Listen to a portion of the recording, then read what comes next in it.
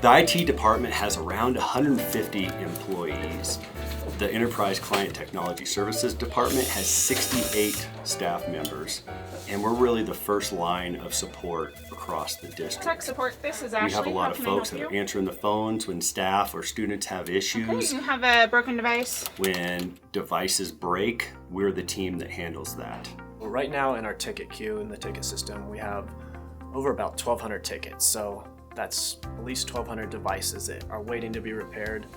When a student breaks a device, they would take that down to the library, talk to their digital teacher librarian. Thank you. You're welcome. That DTL would then call the TSC, which is our Technology Support Center. They log the ticket. And what school are you at? They get that ticket over to the support tech. And what type of device is that? The support tech would go out on site, troubleshoot the device and make sure there's nothing they can do to resolve it. It's put in the Pony system and brought here to Quail in the mailroom, where it's sorted and brought it over to our central repair team.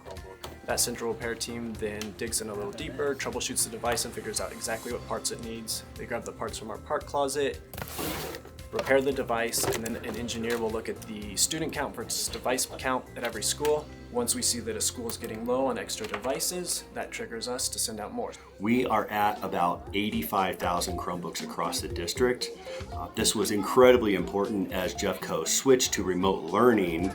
We did have enough devices across the district for every student to have a device at home. So in 2021, the equipment repair team repaired over 7,000 devices. That was a 94% increase from the previous year, due to remote learning and just the sheer number of devices that were out in schools.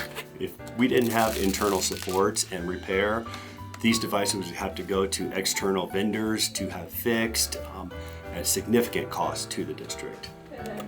And the students would not have devices for remote learning.